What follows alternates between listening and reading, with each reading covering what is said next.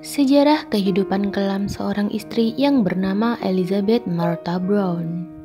Suatu ketika, suami Martha yang bernama John tiba di rumah pada jam 2 malam dalam keadaan sangat mabuk dan Martha menuduhnya berkencan dengan tetangganya Mary Davis. John menyangkal hal ini dan mengatakan dia baru saja keluar untuk minum-minum dengan teman-temannya. Perbincangan itu berakhir dengan adu mulut dengan nada tinggi yang berkepanjangan. Pertengkaran hebat ini berakhir dengan John tergeletak di lantai dalam kondisi yang sudah meninggal. Martha kemudian berlari menyusuri jalan ke rumah tetangga dan mengatakan bahwa John telah meninggal akibat kepalanya ditendang oleh seekor kuda. Bagaimana kisah selanjutnya? Tonton video ini sampai habis. Sebelum lanjut, silahkan tekan subscribe, like, dan komen ya, supaya channel ini bisa berkembang dan bisa menceritakan kisah tokoh sejarah terkenal lainnya. Dan nyalakan tombol notifikasinya, agar kalian tidak ketinggalan video terbaru dari channel ini.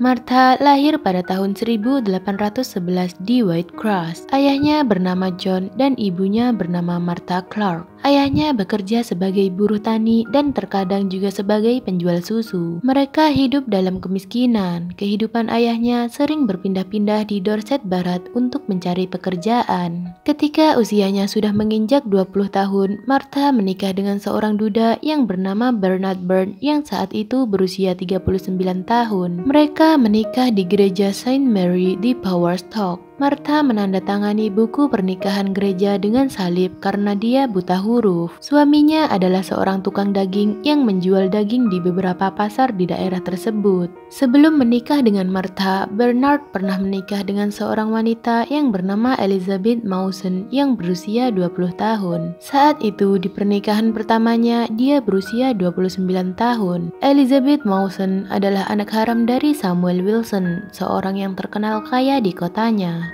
Kebahagiaan Martha dengan pernikahannya ini ternyata tidak berlangsung lama. Beberapa tahun kemudian, tepatnya pada tahun 1841, suaminya yaitu Bernard meninggal karena sakit dan meninggalkan sejumlah uang senilai 50 pound sterling dalam wasiatnya. 11 tahun setelah kematian suami pertamanya, Martha mulai membuka diri dengan pria dan dia mulai bertemu dengan John Anthony Brown yang berusia lebih tua 20 tahun dari usianya. Setelah melewati pacaran yang singkat, akhirnya mereka menikah pada tanggal 24 Januari 1852 di kantor pendaftaran di Wareham. Dan pada saat itu, Martha telah berusia 41 tahun. John Anthony Brown adalah seorang duda kaya. Banyak yang mengatakan bahwa pada saat itu, Martha menikahinya karena uang. Tidak ada sedikit pun ketenangan dalam rumah tangganya itu. Hampir setiap hari ada pertengkaran. Pertengkaran itu terutama disebabkan oleh perselingkuhan John dengan sejumlah wanita yang berbeda, baik wanita lajang ataupun wanita yang sudah menikah. Martha sebenarnya sudah mendengar perselingkuhan suaminya dengan wanita-wanita lain. Dia mendengar berita itu dari para tetangga. Martha berusaha menutup telinganya jika ada tetangga yang melaporkan kepadanya tentang perbuatan suaminya di luar. Bahkan dia juga mendengar jika suaminya terkadang membawa wanita selingkuhannya ke rumahnya sewaktu dia sedang pergi keluar mengunjungi saudara atau temannya. Martha tetap diam karena dia tidak melihat perselingkuhan suaminya dengan kedua matanya sendiri. Akhirnya pada suatu hari ketika Martha pulang, dia menemukan John di tempat tidurnya bersama istri tetangganya yaitu Mary Davis. Diketahui Mary Davis sebenarnya terjebak dalam kehidupan pernikahannya sendiri yang tidak bahagia. Ia berselingkuh dengan John membantu membuat hidupnya sedikit lebih bisa ditoleransi. Itu yang dikatakannya tentang alasannya kenapa dia berselingkuh dengan John. Diketahui juga bahwa John adalah orang yang kaya sehingga Mary merasa nyaman secara materi dan bisa mencukupi semua kebutuhan hidupnya. Martha berusaha memaafkan perselingkuhan John karena John berjanji tidak akan mengulanginya lagi.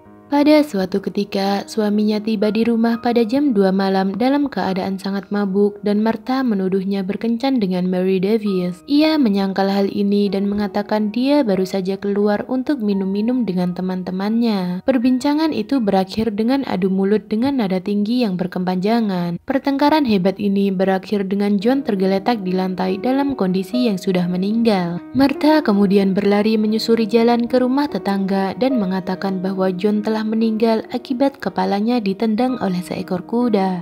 Polisi datang ke lokasi kejadian dan setelah melakukan pemeriksaan dan penyelidikan secara menyeluruh, Martha ditangkap pada tanggal 5 Juli tahun 1856 atas tuduhan pembunuhan suaminya yaitu John Anthony Brown. Sidang pertamanya dilakukan pada hari Senin tanggal 7 Juli tahun 1856 pukul 5 sore di Rose and Crown Inn di Birchmoorgate di hadapan Samuel Scannell Corey, seorang hakim dari Bridport. Semua saksi dan terdakwa telah dihadirkan di dalam persidangan tersebut. Mereka adalah Martha Brown, Richard, Harriet Knight, dan Josh Fogg, seorang ahli bedah dari Bridport. Henry Stragway Hounslow memeriksa tubuh korban dan menemukan 6 luka di kepalanya sekitar 1 inci panjangnya dan memperlihatkan tulang tengkorak yang terluka parah. Bagian tengkorak pada sisi kiri banyak yang retak dan juga ditemukan banyak luka di sekitar kepala dan ada benjolan keras dalam otak akibat benturan benda keras. Di bagian wajah di atas alisnya ditemukan luka berukuran lebih dari 1 inci panjangnya, memar di atas tulang hidung dan memar di bagian belakang leher. Bagian lain dari tubuhnya tidak ada bekas luka kecuali luka ringan pada salah satu jari tangan kiri dan lecet pada bahu kanan.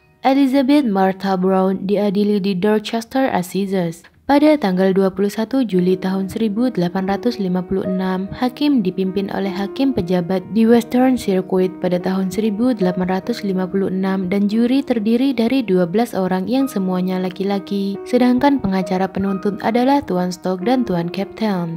Martha didampingi oleh pembelanya yaitu Tuan Edward. Persidangannya hanya berlangsung 1 hari hingga pukul 10 malam. Dalam persidangannya, Martha menjelaskan apa yang terjadi hingga menyebabkan kematian John. Dia berkata sebagai berikut. Waktu itu, dia sedang duduk di kursi ketika John mendekatinya dengan cara yang sangat mengancam, bersumpah dengan keras dan berteriak memanggil nama saya. Dia kemudian menendang bagian bawah kursi tempat saya duduk dan kami harus bertengkar sampai sekitar jam 3 pagi. Saat itulah dia memukul saya dengan pukulan keras di sisi kepala. Ini benar-benar membuat kepala saya pusing dan mata saya berkunang-kunang hingga saya terpaksa duduk. Waktu itu dia berdiri di samping meja makan, lalu dia berteriak sambil mengucapkan sumpah serapah kepada saya. Dia kemudian mengambil sesuatu dari rak perapian, sebuah cambuk tangan yang berat. Dia mencambukku dengan ujung kepala cambuk yang dianyam dan memukul bahuku dengan pegangan cambuk itu 3 kali. Setiap kali dia memukul saya dengan cambuk itu, saya berteriak kesakitan dan saya berkata, jika kamu memukul saya lagi dengan cambuk itu, saya akan membunuhmu. Dia kemudian meneriaki saya, jika kamu melakukan itu, saya akan membenturkan kepalamu terlebih dahulu di jendela itu. Dan dia berkata lagi bahwa dia berharap dia akan menemukanku mati di pagi hari. Dia kemudian menendangku dengan keras di sisi kiri dan itu sangat membuatku kesakitan. Setelah itu dia pergi dan ada seekor kuda yang telah menendangnya sehingga kepalanya remuk dan mengakibatkan kematiannya. Juri tidak mempercayai cerita tentang tendangan kuda dan semuanya, kecuali bahwa dia bertanggung jawab atas kematian suaminya dan memutuskan vonis bersalah. Hakim kemudian memvonisnya dan menjatuhkan hukuman mati dengan cara digantung. Martha kemudian dikembalikan ke penjara Dorchester untuk menunggu eksekusinya sekitar 3 minggu kemudian. Elizabeth Martha Brown telah membuat kesalahan fatal dengan mempertahankan kebohongannya bahwa suaminya meninggal karena ditendang oleh seekor kuda. Martha menjadi terkunci dalam kebohongan ini seperti yang dilakukan banyak orang sebelum dan sesudahnya. Akhirnya di dalam tahanan dia mengaku bahwa dia telah membunuh suaminya. Dia berkata dengan suara bergetar sambil mengusap air matanya dengan tangannya. Setelah dia menendang saya ke samping yang menyebabkan saya sangat kesakitan, dia segera membungkuk untuk melepaskan sepatu bootnya dan saya menjadi sangat marah. Dalam hasrat yang tidak terkendali karena saya telah dilecehkan dan dipukuli, saya lalu mengambil kapak yang tergeletak di dekat tempat saya duduk dan kemudian memukul kepalanya beberapa kali. Saya tidak bisa mengatakan berapa kali saya memukulnya. Yang jelas, saya memukulnya berulang kali dan akhirnya dia terjatuh dengan wajahnya menghadap ke perapian. Setelah itu, dia tidak berbicara ataupun bergerak sama sekali. Segera setelah saya sadar tentang apa yang telah saya lakukan adalah hal yang buruk dan saya belum pernah memukulnya sebelumnya, bahkan setelah semua perlakuan buruknya kepada saya. Tetapi ketika dia memukul saya dengan sangat keras kali ini, saya hampir kehilangan akal sehat dan hampir tidak tahu apa yang telah saya lakukan. Masyarakat banyak yang bersimpati dengannya sehingga publik melakukan upaya untuk menyelamatkan hidupnya. Sebuah petisi dikirim ke beberapa kota di negara ini untuk mendapatkan penangguhan hukuman tetapi tidak berhasil. Eksekusi Martha ditetapkan pada pukul 9 pagi pada hari Sabtu tanggal 9 Agustus 1856.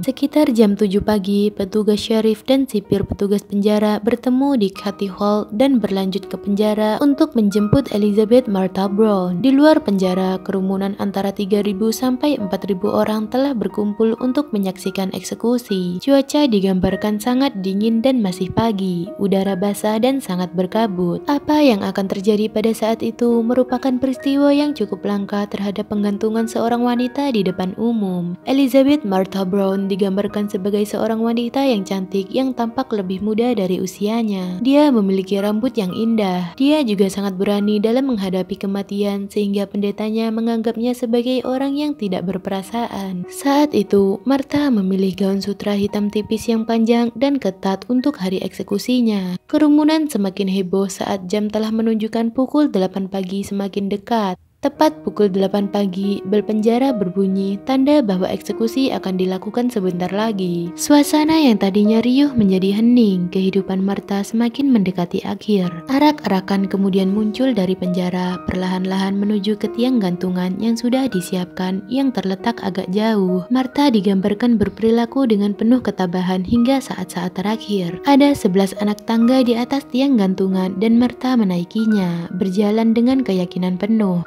Saat ini, para pelayan wanita telah meninggalkannya dan hanya Algojo dan Martha yang berdiri di atas. Dia kemudian diberi segelas air yang dia minum sedikit. Algojo William Calcraft sudah bersiap untuk melaksanakan tugas eksekusinya. Dia menjepit lengan Martha ke sisinya dan kemudian setelah semuanya siap, Calcraft kemudian meletakkan tali di atas balok dan di lehernya. Setelah dilakukan beberapa kali penyesuaian dan dia hampir siap, Calcraft meninggalkan tiang gantungan. Tapi sebelumnya, dia telah meletakkan selembar kain putih di wajah Martha. Algojo Calcraft kembali ke tiang gantungan karena dia lupa mengikat gaun Martha. Dia tidak ingin membuat Martha malu tanpa mengikat gaunnya, karena jika tidak diikat, gaun itu akan terbang dan semua orang akan melihat apa yang dia kenakan di balik gaunnya. Setelah itu selesai, dia kembali meninggalkan tiang gantungan. Calcraft melihat sekeliling dan beberapa detik kemudian menarik baut membuka pintu perangkap. Elizabeth Martha Brown jatuh dengan kekuatan besar, dan setelah beberapa perjuangan singkat, dia hanya tergantung di sana berayun sedikit di ujung tali. Setelah 1 jam, tali itu ditembas dan setelah diperiksa, tubuhnya ditempatkan ke dalam peti mati lalu dikubur di dalam halaman penjaranya.